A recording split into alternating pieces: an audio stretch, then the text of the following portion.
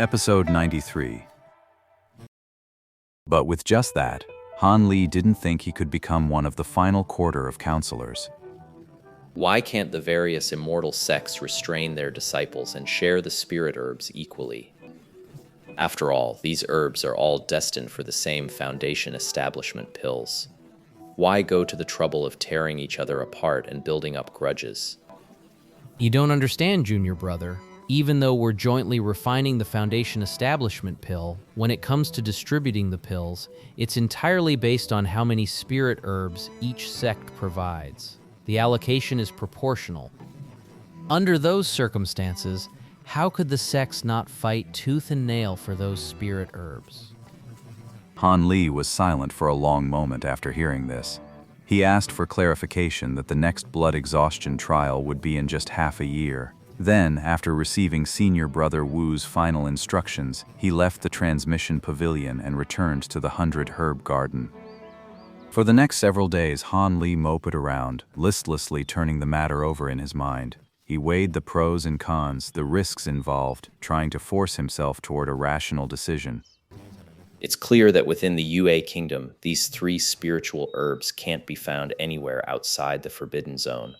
Otherwise, the other immortal sects wouldn't need to bloody themselves every 5 years, weakening their own ranks. If I don't want to take that risk, then my only hope lies outside the state of Yu.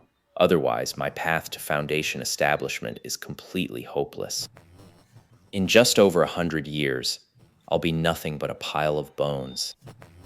But when you think about it, searching for spirit herbs outside the sect is an even more hopeless prospect. But if I really do enter the blood exhaustion trial, a mortality rate of over 75% is just too high.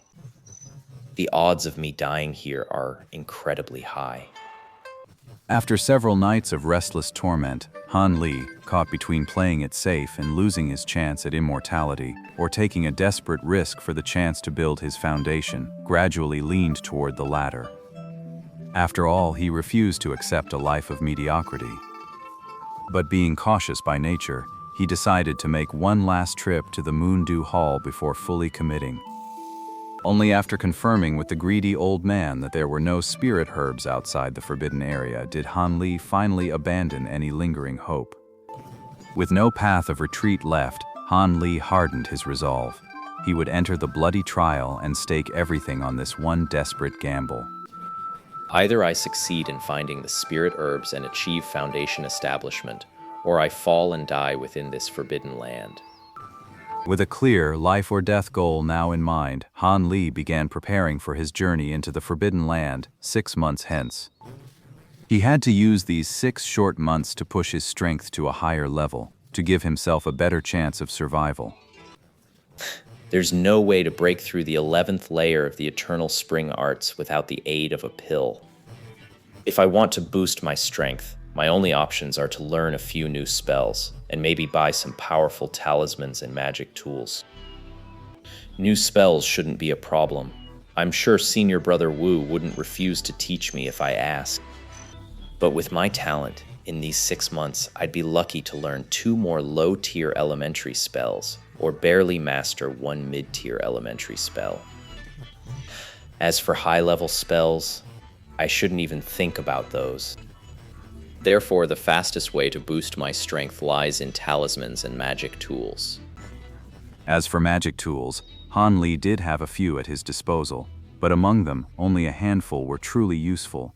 Aside from the ring and the small banner given to him by that Elder Yi, there were just 2 items he could still use, the ones he'd taken from the 2 yellow-robed men who had tried to ambush him. Those would be the long blade that could transform into a rope and the gourd that could spit out orbs to attack automatically.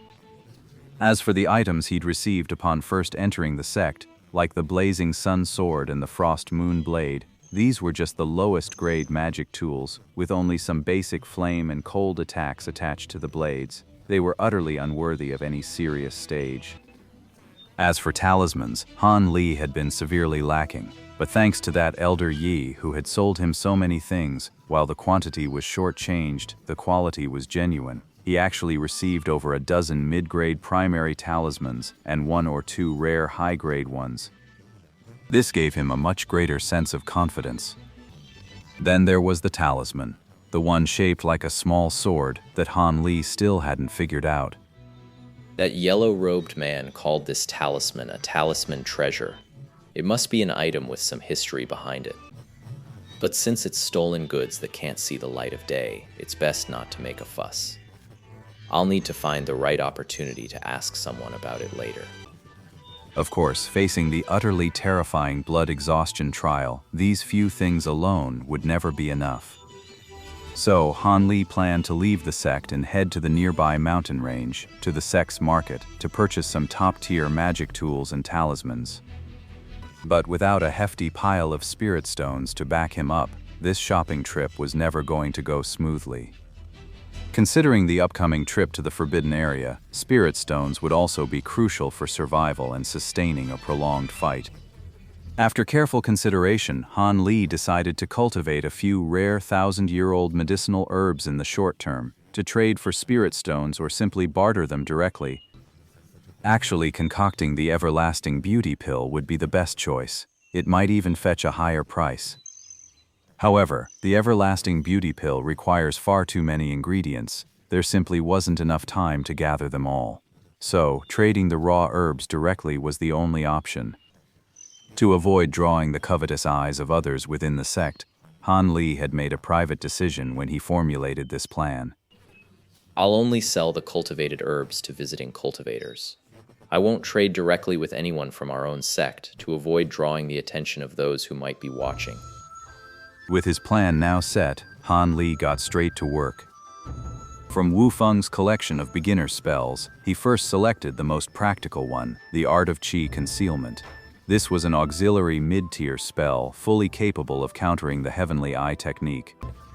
As long as you're not seen with the naked eye while this technique is active, you can completely conceal your spiritual qi and hide yourself.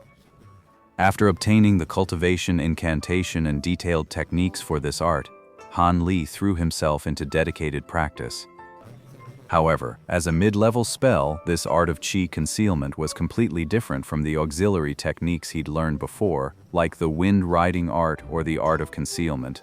Mastering it proved to be extremely awkward and difficult. It looks like mastering it completely within 6 months will be quite a challenge. And so Han Li spent his days diligently practicing the Art of Qi Concealment, while his nights were devoted to collecting the green liquid and carefully cultivating several common spirit herbs. To keep Elder Ma from discovering the herbs, he deliberately scheduled his cultivation to avoid the elders' collection times and transplanted them to the most remote corners of the garden. After all, the medicinal aroma of herbs over 1,000 years old always has a certain, distinctive quality to it. But luckily, this Uncle Ma was always so punctual when he came to collect the herbs. He never arrived early, nor was he ever late. Every time he was in a hurry to come and in a hurry to leave. For Han Li, it was best that Uncle Ma remained this busy. That way, he wouldn't interfere with Han Li's little schemes, allowing him to complete his grand plan for cultivating the spirit herbs. By the time Han Li had gained a preliminary grasp of the Qi Concealment art, more than 4 months had passed, and he had finally cultivated 2 stalks of 1,000-year spirit herbs. In today's cultivation world, where even century-old herbs are hard to find, these 2 are sure to bring a little surprise to Yellow Maple Valley's market. Han Li obtained a token for leaving the mountain from the familiar Elder Yu at the 100 Mechanisms Hall. He then departed the sect, oriented himself toward the northeast, and flew straight for the market. The Yellow Maple Valley Market was established at the northeastern edge of the Taiyue mountain range. The Taiyue mountain range is located in Jianzhou, which borders the Yuwu Kingdom to the north. Since the cultivation worlds of Yuwu and Yue are not hostile, cultivators from Yuwu often visit the Yellow Maple Valley Market to trade. This brought many special items to the area that weren't available in Yu country, an unexpected boon that drew rogue cultivators and members of cultivation families from far and wide. Han Li flew for the better part of a day before reaching his destination. After landing nearby, Han Li changed into a gray cloth robe and stowed away all items that could identify him as a Yellow Maple Valley disciple. Now looking like an ordinary cultivator, he finally made his way toward the market. By the conventions of the cultivation world, flight was forbidden within 5 miles of the market. So as Han Li walked, he passed many travelers hurrying to and fro. A few were dressed in such peculiar attire that Han Li couldn't help but suspect they were cultivators from the Yuan Wu kingdom. Looks like this market is doing pretty good business. While Han Li was still lost in thought, he found himself already at the entrance to the market street. The Yellow Maple Valley Market consisted of just a single street, running north to south. At its southern end stood several dozen buildings of varying sizes, some tall, some short, all jumbled together.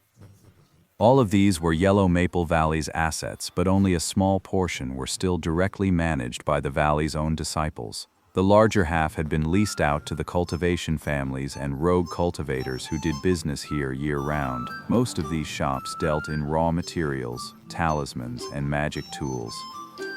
There was also a 5 Elements bookstore specializing in selling basic spell manuals, along with 2 inns and taverns to cater to people's daily needs.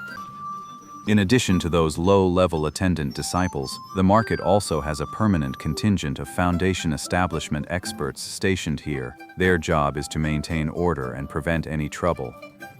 The entire northern stretch of the street, however, was left empty, reserved specifically for cultivators who decided to set up a stall on a whim.